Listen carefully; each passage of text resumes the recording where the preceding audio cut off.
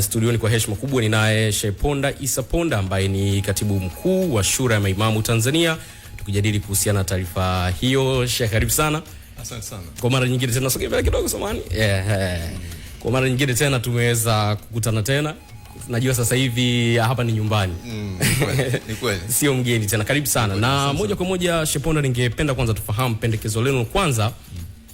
La kwanza ambalo lilitolewa katika taarifa hili lilikuwa ni kuhusiana na kumshauri rais kuhusiana na ripoti ile itolewe hadharani.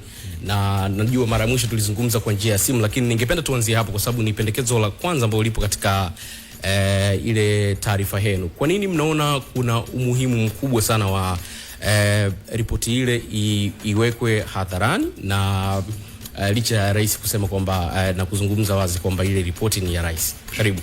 Asante.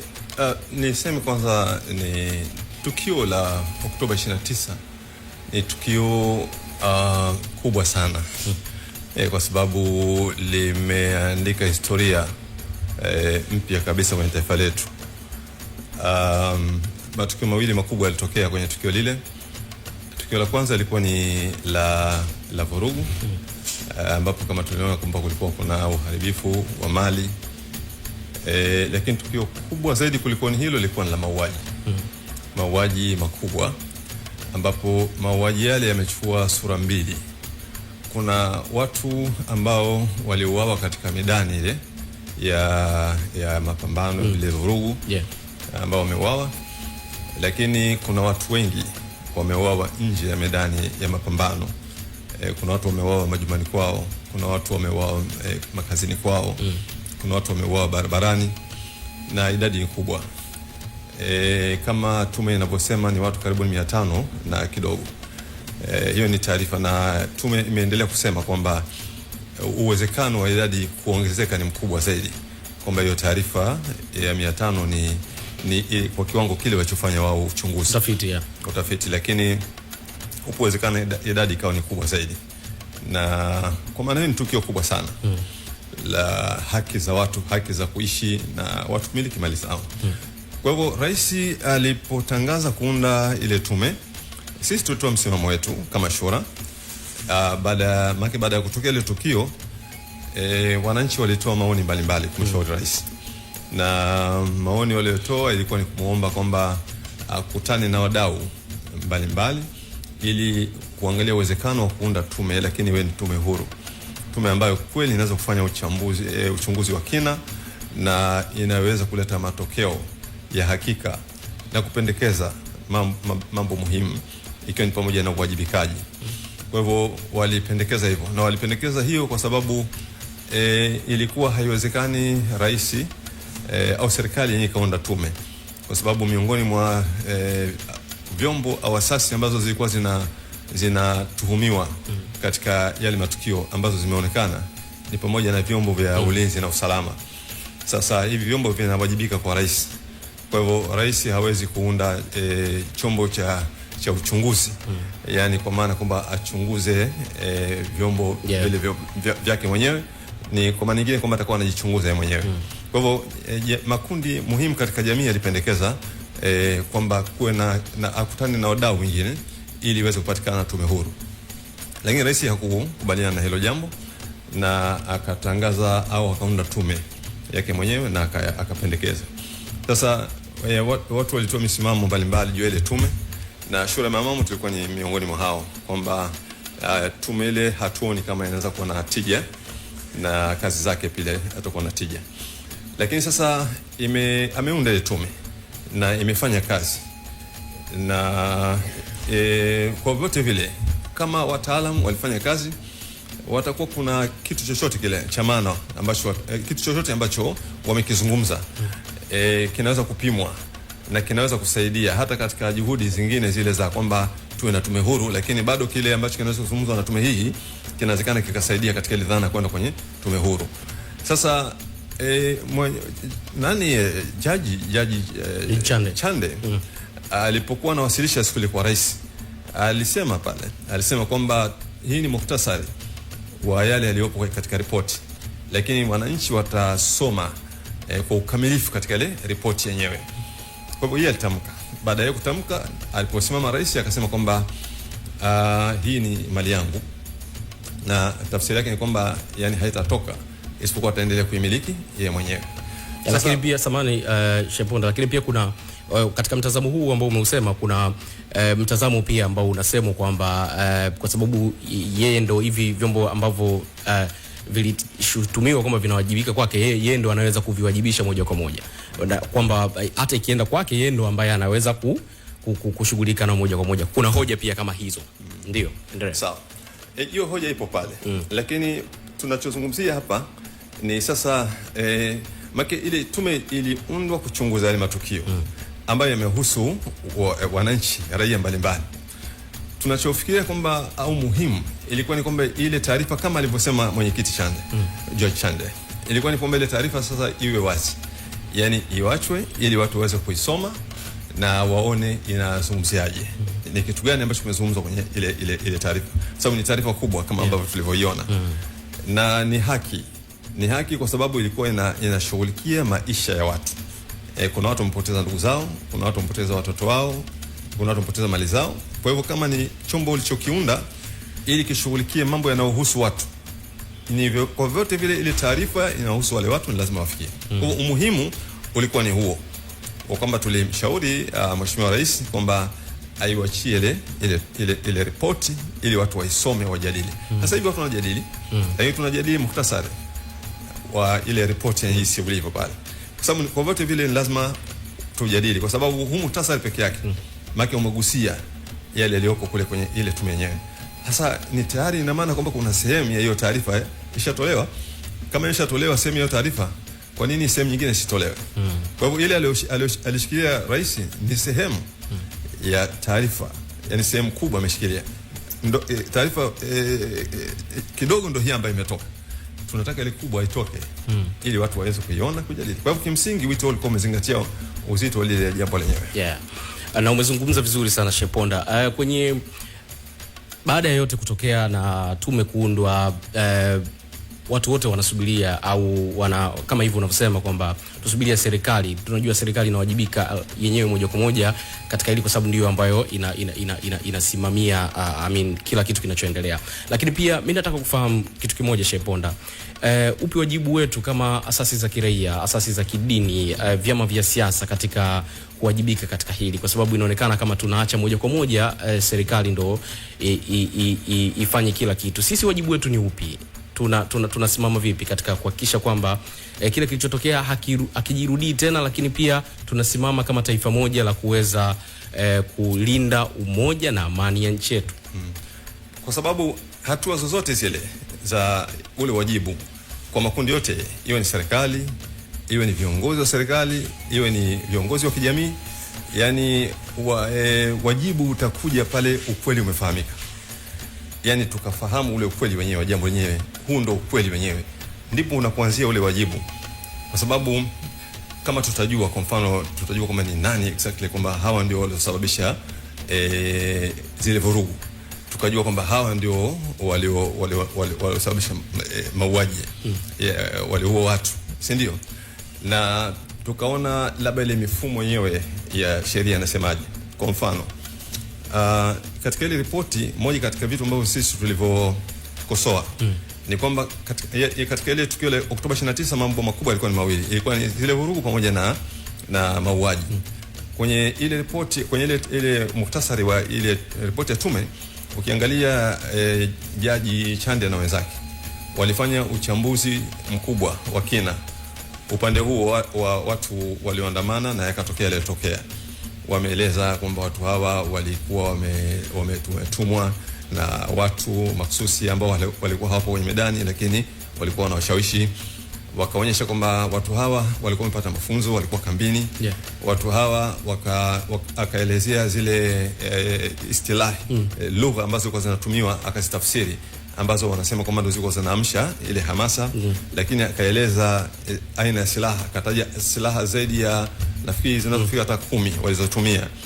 Lakini mwisho kabisa akaonyesha kwamba yale maandamano au yale maandamano kama yalivyoitwa, kwamba waliachua wakayapima kwa mujibu wa mikataba ya Umoja Mataifa na kwa mujibu wa mikataba ya Afrika na Afrika Mashariki na mwisho katiba ya Tanzania, alafu mwisho akatoa uamuzi akasema kwamba hayakuwa maandamano halali, ni vurugu taratibu. Alifuata taratibu, anasema ilikuwa ni vurugu ambazo zilizoambatana na uvunjifu wa amani. Sasa tukasema kwamba hivyo ndivyo alivyotakiwa afanye kwenye mauaji, aseme kwamba walioua ni kina nani, si ndio? Wametumwa na nani, na zile istilahi zile lugha zilizotumiwa na viongozi. Kwa mfano walikuwa kabla ya uchaguzi walikuwa wanahamasisha viongozi kwamba vyombo vya ulinzi na usalama vijiandae kwa ajili ya Oktoba 29, si ndio? Usimamie usalama wa taifa. Ndio kujiandaa, yani kujiandae kwa maana zilikuwa na tafsiri gani? Lakini pia kwenye video zinaonekana askari wakiwa wamebeba bunduki na wakifanya mashambulizi dhidi ya raia. Sasa itakiwa na hizi zote azitafsiri na mwisho kabisa aseme kwamba yale mauaji kama wameyapima pia vile vile kwa mikataba ya Umoja wa Mataifa, mikataba Afrika Mashariki na katiba ya Jamhuri ya Tanzania, alafu amalizie kama alivyomalizia kwamba ya mauaji yalikuwa ni mauaji halali au yalikuwa ni jinai. Sasa alishindwa hayakuzungumza kitu kama hicho. Sasa hapo unashindwa kupata ule ukweli ambao nyinyi moja kwa moja mnaona kama hiyo ni moja kati ya kasoro ambazo zilikuwa kubwa zilizokuwa pale. Sasa hapa unashindwa kuona kwamba wajibu wako ni upi, kwa sababu kama tungeweza kujua kwamba hawa ndio kweli waliokosea, hawa ndio walikosewa, unaweza kujua kwa sasa wajibu wetu sisi kwa hawa ni huu hapa, wajibu wetu sisi kwa hawa ni huu hapa. Lakini kama hamjui ule ukweli wenyewe, tatizo litaendelea pale pale. Kwa hivyo ndio maana tunasisitiza sana kwamba ni muhimu sana, yani kuwepo na chombo huru, kwa sababu ile tukio haliwezi kupita hivi. Yani tukio kubwa. Yani uwezi katika nchi kama hii, yani imetokea tukio mauaji makubwa na uharibifu mkubwa wa mali, lakini jambo hilo liishie kwenye mazungumzo tu ya kawaida, jambo ambalo hamwezi kupata mwelekeo mzuri katika hilo. Shedi, wiki moja imepita kama nitakuwa sahihi tangu mmetoa taarifa hii na tumeshuhudia mara kadhaa rais amekuwa akiweka wazi kwamba yeye yuko mlango wake uko wazi katika kujadili, katika kutafuta njia kuelekea katika ule umoja wa kitaifa ambao amekuwa akisema siku zote yuko tayari. Mlishajaribu kwa njia zozote kumfikishia taarifa hii na hata kuomba nafasi ya kuzungumza naye mueleze katika hizi kasoro ambazo mmeziona katika wasilisho lile? Sisi hatujawahi kufanya kwa sasa, lakini bado zinatumika njia zile ambazo ndio zile, kwa sababu hii taarifa ilitolewa kupitia kwenye media, kwenye vyombo vya habari. Ndivyo alifanya. Kwa hivyo na mjadala unaendelea pale kwenye vyombo vile vya habari. Kwa hivyo tunaamini kwamba yapo mawasiliano, sababu zote hizi njia za mawasiliano kwa namna moja nyingine, na tunaamini kwamba wanasikia yani ule ushauri wa wananchi. Lakini ikifika mahala kwamba ni budi kwamba watu wamkabili, nafikiri ni kitu ambacho sio kibani kizuri, au yeye kama itakuwa ni nzuri kwa moja kwa moja mapendekezo yale kuyafikisha moja kwa moja, au yeye kama pia atasikiliza kwamba wananchi wanazungumza nini na ikawa tayari ni jambo zuri pia vile vile. Okay. Lakini mpaka sasa hivi bado hamjafikia zaidi ya kutoa taarifa kama hii ambayo tunajadili. Bado hatujafanya kwa sisi. Okay. Ningependa tuzungumze kuhusiana na swala la adabu ya kutofautiana. Kama pale ambapo ulikuwa msingi wa taarifa yenu ulieleza mambo ambayo yamegusa ile taarifa yenu kwamba msingi au adabu ya kutofautiana. Unaiona hii kama changamoto katika kuwasilisha hoja zetu kati ya utawala, pengine kati ya sisi wananchi na mamlaka, kwamba kuna wakati mwingine utakubaliana na mimi Sheponda, pengine hatufahamu namna ya kukosoa, hatufahamu namna ya kueleza mambo, ndio maana inatokea tunashindwa kukutana katikati na mamlaka zetu? Inategemea, kwa sababu katika wazungumzaji kwenye jamii wako namna mbili. Kuna wazungumzaji wanazungumza kama taasisi na kuna wazungumzaji wanazungumza kama wananchi wa kawaida. Kama taasisi, mara nyingi uzungumzaji unakuwa ni kama huu, labda pengine mmekuwa mmeandika waraka, mnakuwa mnawasilisha ule waraka. Kwa hivyo mara nyingi wawasilishaji wanawasilisha kama taasisi, ukiangalia ule waraka unakuja ukuta mara nyingi unakuwa vizuri, sababu unakuwa umezingatia zile kanuni zote. Lakini kama wananchi wa kawaida, yawezekana kabisa ikatokea mtu akawasilisha kama ile hali ambayo ni ya kawaida, kama unavyojua kwenye jamii. Kwenye jamii kuna watu namna mbalimbali, lugha mbalimbali. Kwa hivyo hicho ni kitu kinawezekana, ikawa kuna watu wamefikisha kwa lugha tofauti nani. Lakini sisi tumeona kwamba ni kweli katika uchangiaji, especially kwa watu wa kawaida, kwa pande zote yani kuna hizo lugha ambazo sio lugha za kawaida. Huyu ana kati mamlaka na raia. Kwa sababu kuna wakati mwingine zinatumika lugha kali sana. Kuna wakati zinatumika lugha kali sana kutoka huko kwenda huko na kwenda. Kwa hivyo hiyo kitu ipo. Ndio maana sisi tukaangalia kwamba ili kuwaleta watu pamoja, tukasema lazima kuwa kuna kuvumiliana na vile vile kuwa kuna kuheshimiana. Na ni katika dini yetu sisi katika Uislamu ni kitu kimepewa uzito mkubwa sana. Kwa maana kwamba hata kama mtatofautiana, lakini mnatakiwa kuna adabu za kutofautiana. Lakini ukiangalia huko kwenye mitandao wapi watu wanatumia lugha, yani wanatofautiana lugha kali sana. Na maneno mabaya sana. Watu wanachora hata mapicha na nini, na kawaida yote yani mambo ambayo yanatakiwa ya nani. Kwa hivyo ni moja katika nukta ambazo tulizoziweka mle ndani kwenye waraka wetu kwamba dini yetu sisi Uislamu, lakini hata adabu ya kawaida ya jamii yetu na nini, yote ni katika mambo ambayo tunatakiwa tuyazingatie. Maana yake iko haja kiasi gani kwa kizazi chetu cha sasa hivi? Najua umekuwa muda mrefu wewe kwenye siasa, unaona namna ambavyo umekuwa ukishuhudia namna ambavyo ukosoaji upo, kwa sababu pia ni msingi katika demokrasia huo. Iko haja ya watu wetu kufundishwa, kwa sababu kuna wakati mwingine pengine labda mamlaka zetu tunasema hazisikii, lakini hao tunawafuata na kuwaambia inaweza ikawa pia ni changamoto. Unaona iko haja kiasi gani kwa ikatolewa hii elimu kwamba unapokuwa na hoja yako unatakiwa pengine kuiwasilisha hivi, na kwa namna ipi ndio inakuwa namna bora kwa upande wako?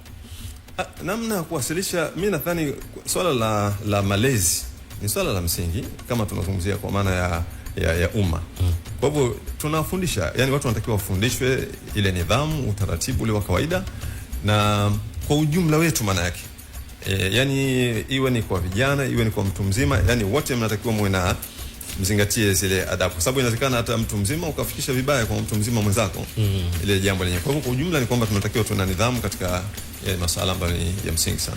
Nazungumza na Sheikh Ponda Issa Ponda ambaye ni katibu mkuu wa Shura ya Maimamu Tanzania, na tunajadili kuhusiana na taarifa ambayo walitoa na pamoja na mapendekezo yao kutokea maoni ya Waislamu kuhusu tume ya Jaji Chande baada ya ripoti ya uchunguzi wa matukio ya Oktoba 29 kuwasilishwa kwa Rais wa Tanzania Samia Suluhu Hassan.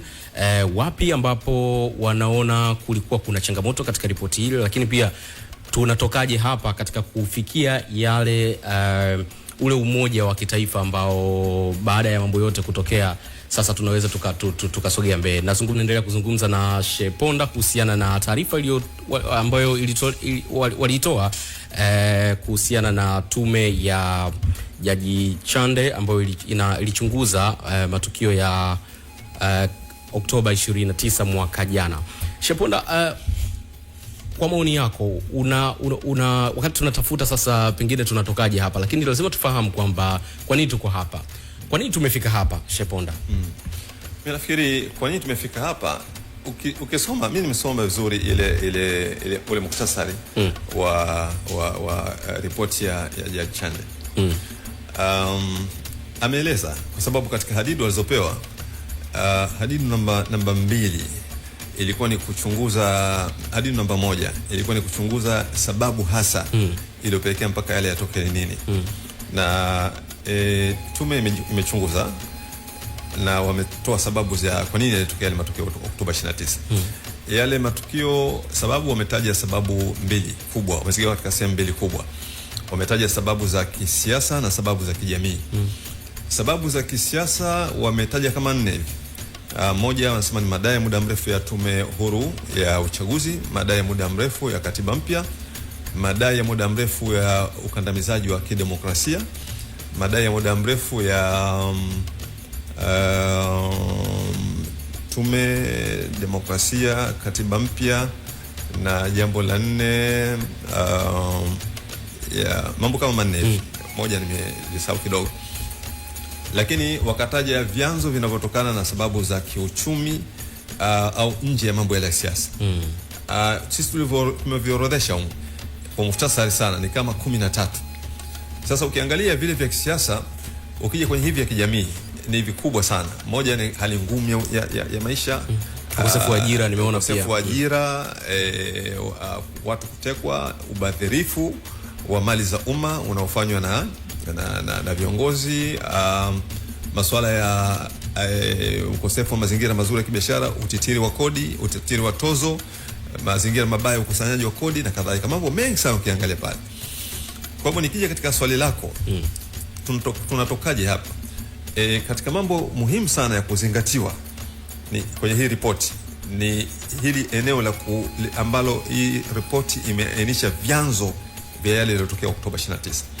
Kwa hivyo tukiyazingatia yale sasa, tukayafanyia kazi, tutatoka hapa tulipo. Kwa sababu hata kama hatukuyafanyia kazi yale ambayo tumeona kwamba ndio vyanzo wenyewe, hali ngumu ya maisha, utitiri wa kodi, ubadhirifu na kadhalika, yani hata kama hawa waliofanya Oktoba 29 wasingewasha ule moto, yani madamu haya yapo, yani hatutoki hapa tulipo. Yani tunaweza kutarajia tena uko mbele kuingia kwenye tatizo kubwa zaidi. Kwa hiyo namna ya kutoka ni sasa kuwa na fikra ya namna gani kuweza kuyaondoa haya mambo, yani kuona kwamba kwa kiasi fulani bado hii tume pamoja kwamba sio ile ambayo iliyotarajiwa, lakini bado kuna mambo ambayo yametusaidia sana.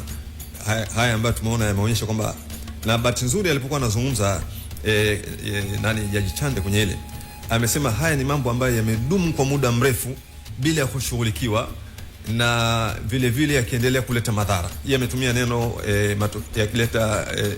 ametumia neno hasi, lakini madhara. Sasa haya mambo kama yako kwa muda mrefu na wananchi hawaoni ufumbuzi wa haya, hali hatuwezi kutoka hapa, yani tatizo litakuja kutokea mbele. Kwa hivyo njia pekee ni kutafakari juu ya haya, namna gani ya kutoka katika haya.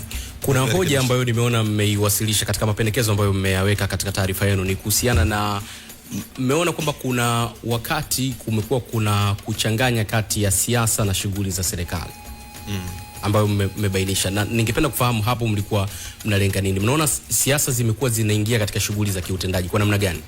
Yani kwa mfano kama uchaguzi uliopita yani unaweza ukasema kwamba ulikuwa ni baina ya polisi na vyama vya upinzani. Maanake wao ndio walikuwa wanashughulika na mambo mengi kabisa ambayo ni ya kisiasa moja kwa moja. Lakini hata sasa hivi, yani ukiangalia sasa hivi maki unaweza kuona moja kwa moja vyombo vya usalama vinaweza wakaingia hata kwenye masuala ya kisiasa, wakafanya maamuzi, wakaenda kwenye mikutano kadhalika. Yani yapo mambo mengi sana na yamezungumzwa sana na yameainishwa sana. Kwa hivyo ukivishirikisha vyombo vya serikali katika masuala ya kisiasa, tatizo ni kubwa zaidi. Kwa mfano kama unashirikisha kwa mfano kwenye kura, kwenye piga kura, ilikuwa imefika mahali wakakutwa hata askari wanakura wanapiga kwa niaba ya nani, ya chama tawala, madai ambayo yalikuwa yako pale, unaona. Sasa ni kwa sababu kuna fursa zile zilizopo pale. Kwa hivyo ukishirikisha, lazima tatizo litatokea. Kwa hivyo tunasema haya mambo yatenganishwe, yani mambo ya siasa na mambo ya nani yabakie vizuri, na yote yani katika mambo ambayo yamependekezwa vizuri, yani kwenye vyama vya siasa vimependekeza na nini. Ukiangalia kule kwenye mapendekezo yaliyotolewa kwenye vikosi kazi kule, yapo haya mapendekezo namna kutenganisha haya masuala kwa namna ambayo ni nzuri zaidi. Kwa hivyo tunasema yafanyiwe kazi yale mapendekezo, itasaidia sana kuweka mfumo wetu vizuri. Sheponda, kuna hoja inaibuka na ningependa sana kupata mtazamo wako katika hilo, kwamba kuna baadhi, najua taasisi za kidini ziko katika kukemea na kuonyesha pale ambapo kuna kwa mambo hayako sawa, na lakini pia kutufundisha, lakini kuna wakati inaonekana kuna huo mtazamo, naamini hata wewe mwenyewe umeona kwamba inaonekana kama pengine mnapokuwa mnaelekeza ni kama mna trigger au mnachochea labda kuwepo na hizi chaos, madai ambayo watu wanayasema. Wewe kama kiongozi ambaye umekuepo siku zote, unahakikisha kwamba tunakaa kwenye mstari mzuri, na umeongea vizuri kwamba jamii yetu kuna namna inapaswa kufundishwa namna gani ya kukosoa. Madai kama haya yanakufanya unajisikiaje yanapokuepo? Unajua, kwenye masuala ya dini kuna mtazamo wa vyombo vya dola katika masuala ya dini umekuwa sio wa kawaida, sio mzuri.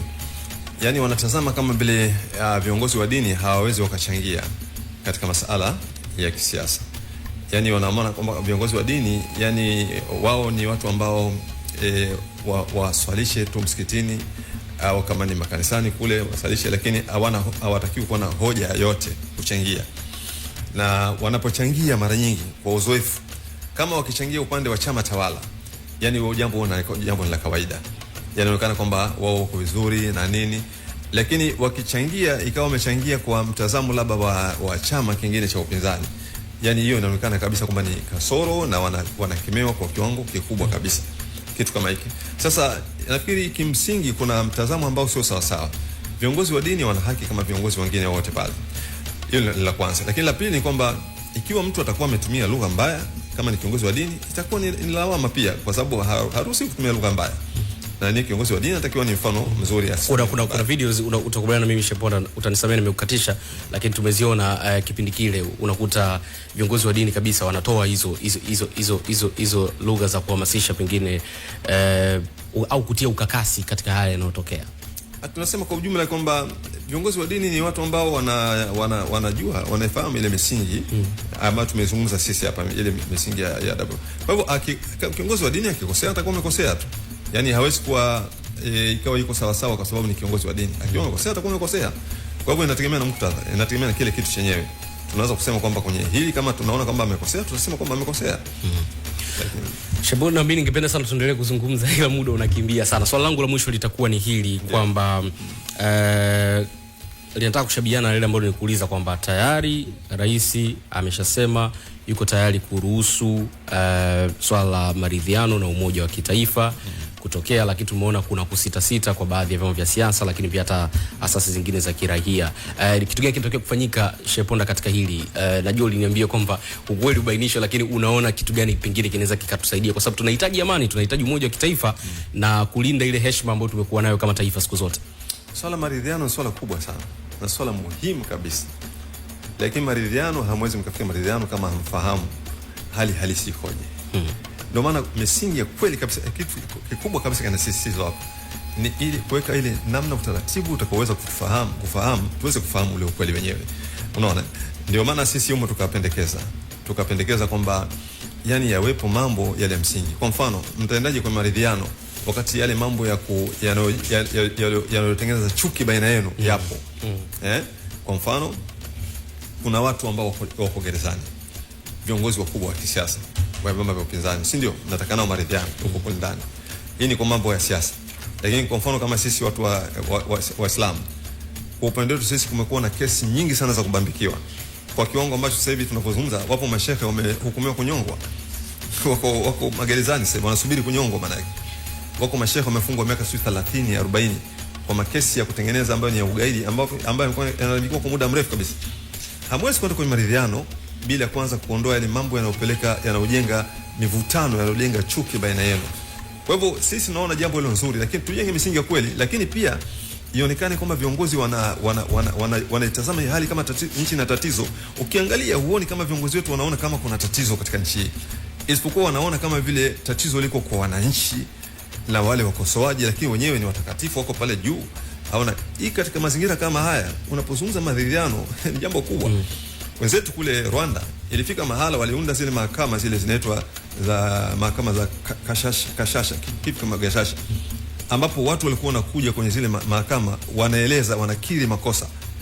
Mtu anasema kwamba mimi nilihusika katika mauaji au mimi nilihusika katika kuchochea yale mauaji na kadhalika. Viongozi wakubwa, hata viongozi wa dini wamekwenda pale wakakiri yale makosa. Kule kukiri yale makosa kunaleta tafsiri kwamba kwanza watu wanakuwa wamekufahamu kwamba wewe uliwahi kufanya makosa, kwa hivyo unakuwa huwezi kurudia yale makosa yenyewe, na wakati huo ni kwamba unakuwa umedhihirisha kwamba umekosa. Lakini kwa mfano leo mnakwenda kwenye maridhiano, labda watu wametendeana mambo mazito, kuna watu wameua watu katika namna ya ajabu kabisa, wako pale lakini hawajulikani. Sasa mnaridhiana vipi wakati kuna watu hawajulikani na wataendelea kuwepo? Kwa hivyo kimsingi ni kwamba kuna mambo ya msingi ambayo yanatakiwa yazingatiwe, alafu twende kwa maridhiano. Lakini jambo ni kubwa na ni jambo muhimu sana, na sisi tunasisitiza sana kwamba ni muhimu sana kufanyika maridhiano, lakini muhimu kabisa tuweke misingi ya hakika itakayotusaidia kwenda kwenye maridhiano, kwenye mambo ya katiba, kwenye mambo ya haya ya kijamii na kadhalika. Kote kunahitaji maridhiano ambayo ni ya hakika juu ya hilo. Wito wetu ni huo kwa kweli.